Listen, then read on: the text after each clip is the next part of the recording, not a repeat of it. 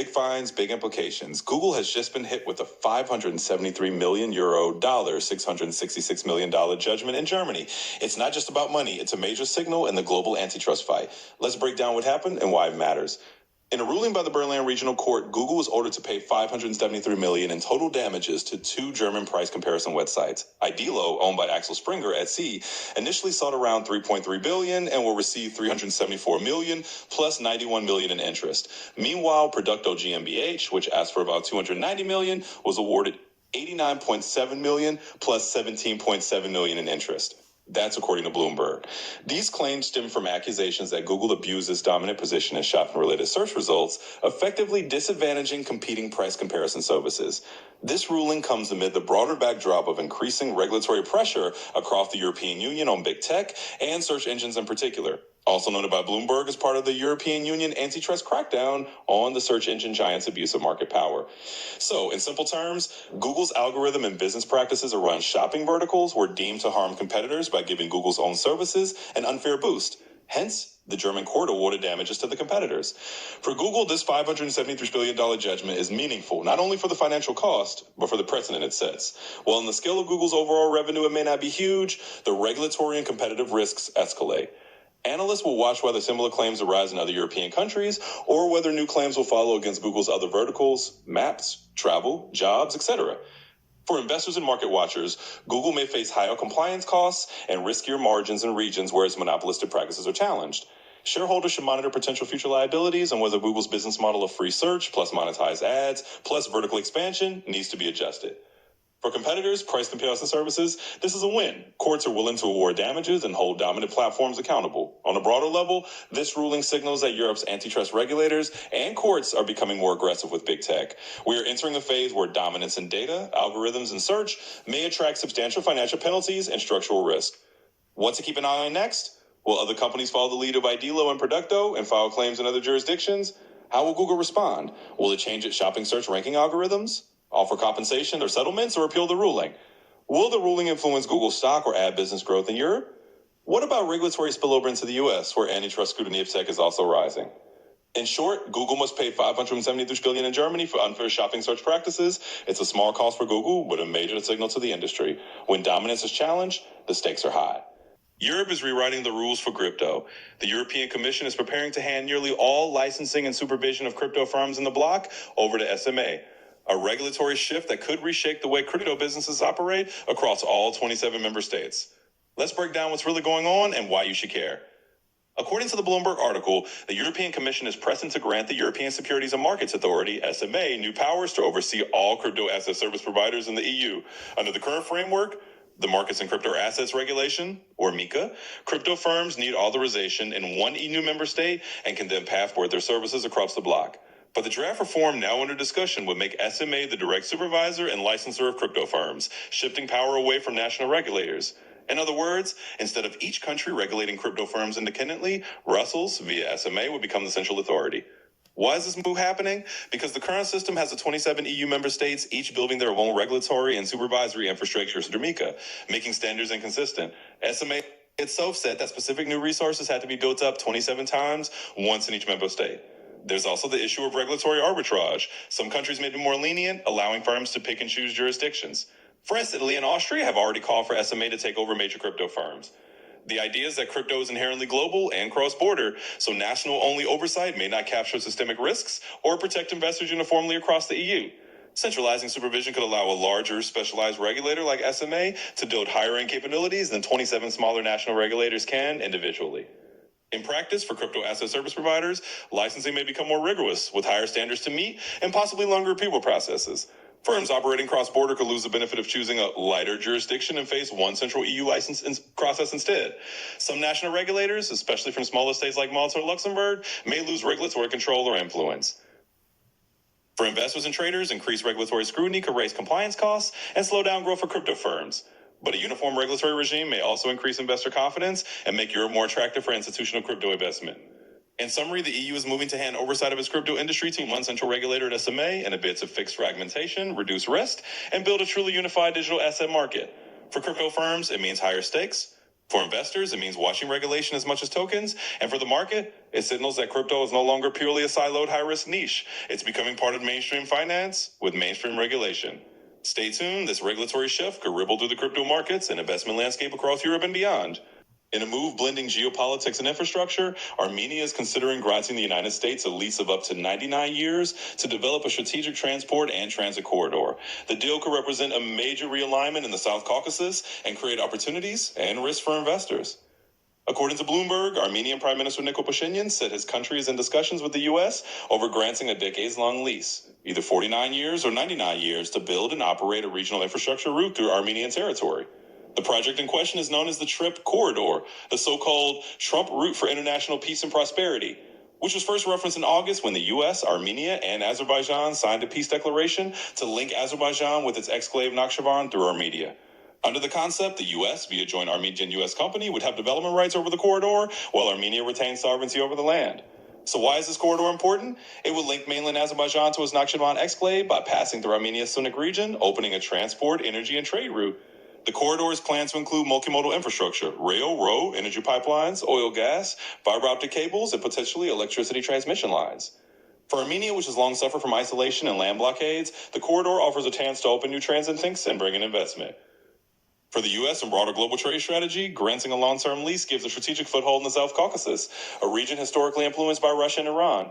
This could help shift regional trade flows, energy access, and geopolitical alignments. What does this mean for investors and markets? A decades-long lease means large-scale construction projects, potentially tens of billions of dollars in capital expenditures, rebuilt pipelines, power, telecom. Investors may see opportunities in firms linked to engineering, project finance, transport, energy, and connectivity. But long leases also mean risk. Geopolitical risk, Armenia-Azerbaijan tensions, regulatory or sovereign risk, and operational or engineering risk. If the corridor becomes operational, Armenia could see increased trade volumes, transit fees, and foreign investment into the region. That can improve credit ratings, stimulate local real estate, logistics hubs, and regional supply chains.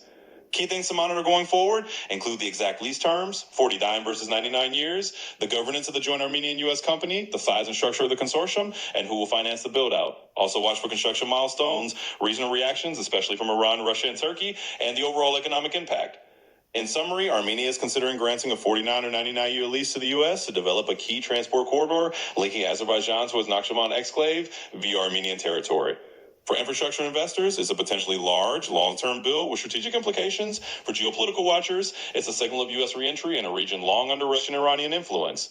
The risks are real, but so are the potential rewards, especially if the corridor becomes an active transit link. We've been waiting for a genuine challenger to SpaceX's dominance, and now Blue Origin might just be delivering. Their recent launch marks a turning point, and it matters for investors, governments, and the future of space commerce. Blue Origin has achieved a significant milestone, a successful orbital launch of its heavy-lift rocket, its New Glenn, and importantly, a successful landing of the first-stage booster.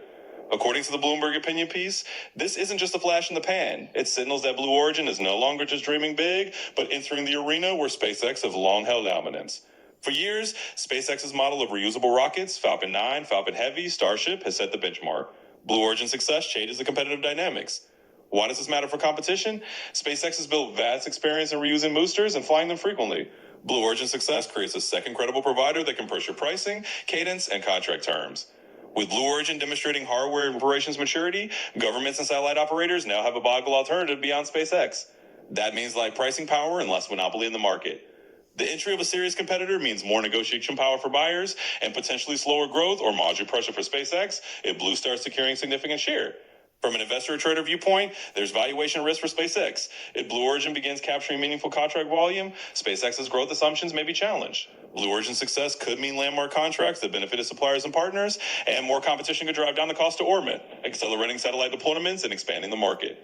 That's bullish for associated industries, and it's potentially bearish for incumbents with high cost structures. Key watch points moving forward include launch cadence and reliability.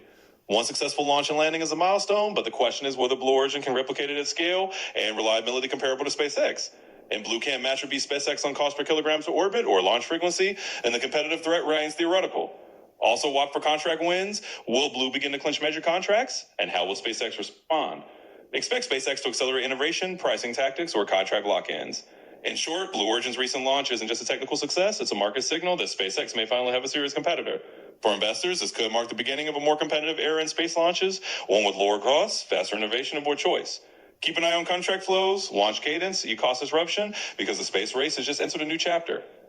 Here's a game changer in the skies. Emirates, one of the world's largest international airlines, is reportedly set to equip its aircraft with Starlink internet, marking a major win for SpaceX. For investors, this isn't just about in-flight Wi-Fi, it signals deeper business opportunities, tech validation, and competitive edge. According to Bloomberg, Emirates is planning to roll out Starlink connectivity across its aircraft fleet. What makes this bid? Emirates has roughly a 250 wide-body jet fleet with more than 300 on order from Boeing and Airbus.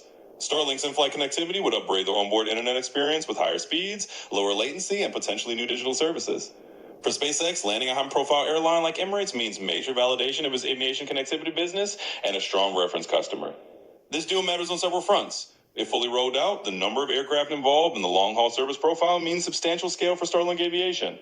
For airlines, upfront superior connectivity is a differentiator, especially in premium cabins and long-haul flights. Emirates doing this could push others to follow. Starlink moving from home or residential broadband into aviation expands SpaceX's addressable market, adding high-value enterprise and in-flight segments. A success with Emirates builds the Starlink brand and credibility in regulated, safety-critical aviation environments, which may open doors globally. From an investment and market lens, this deal increases the odds of meaningful revenue growth in the aviation segment for SpaceX and Starlink. It could drive partnerships, hardware suppliers, and service providers, creating ancillary investment opportunities. If Starlink succeeds in aviation, that enhances the upside for investors betting on SpaceX or Starlink, even if they're privately held. Conversely, execution risk is non-trivial. Regulatory approvals in the UAE and certification for wide-body jets remain hurdles. Regions like the Middle East are becoming key launch pads for Starlink's aviation offering, signaling a shift in competitive positioning against legacy in-flight connectivity providers. Key items to monitor include regulatory and approval risks, aircraft certification and installation timelines, and how quickly the rollout begins. Also watch for competitive responses from other airlines and how the recurring revenue model shapes up. In short, a deal between Emirates and Starlink is more than just better Wi-Fi in the skies. It's a strategic validation of Starlink's aviation ambitions, a potential revenue inflection for SpaceX, and a sign that connectivity and long-haul aviation is entering a new phase. For investors, tech watchers, and aviation analysts, this is one to track closely. Stay tuned for announcements around installation timelines, regulatory approvals, and how the broader industry reacts. The AI boom isn't just changing tech, it's reshaping the debt markets. JPMorgan now forecasts a staggering $1.8 trillion in bond issuance in 2026, driven by the wave of AI infrastructure spending. According to Bloomberg, JPMorgan analysts estimate that the global build-out of data centers, compute infrastructure, and AI platforms will fuel record volumes of corporate bond issuance next year. The headline number, $1.8 trillion in bonds potentially issued in 2026. Why so high? Because companies, especially the so-called hyperscalers and tech, are undertaking massive capital expenditure programs, building tens of thousands of servers, paying for power, real estate, cooling, connectivity. JPMorgan and others estimate the required investment for these AI infrastructure projects to be in the $5 trillion plus range globally. These financing needs are now bleeding into public credit markets. Companies that once self-funded now issuing large-scale bonds, syndicated loans, and asset-backed structures to raise the capital. For investors and traders, this forecast has several big implications. If $1.8 trillion of bonds hit the market in 1 year, that's an enormous supply that must be absorbed. That changes dynamics of spread and investor demand and yields. Much of the issuance will come from tech, data centers, cloud providers, and infrastructure, meaning credit risk will become more correlated with the success or failure of the AI cycle. Many of these bonds are likely long-dated, 10 to 30 plus years, to match infrastructure payback periods, increasing interest rate risk and sensitivity to macro conditions. The shift in corporate finance patterns changes valuation and risk profiles. We're already seeing early signs. Some major tech firms have issued large bonds in 2025 tied to AI infrastructure. JPMorgan notes that the question is no longer whether capital markets will fund the AI boom, but how all the markets, public bonds, private credit, leveraged finance, securitized structures will structure the financing. This is why a $1.8 trillion issuance forecast is plausible and why it's a major theme for 2026. Key things to monitor, will the pipeline of deals actually hit that scale in 2026? If investor demand weakens, spreads may widen, especially for firms with heavy AI capex and uncertain near-term cash flows. Returns on AI investment may take years, so if sharp is disappoint, crucial risk increases. And with long-dated debt issuance, interest rate moves, and inflation matter more. In short, JPMorgan forecasts a $1.8 trillion in bond sales in 2026 driven by the AI boom isn't just a headline. It signals a major capital markets event in fixed income.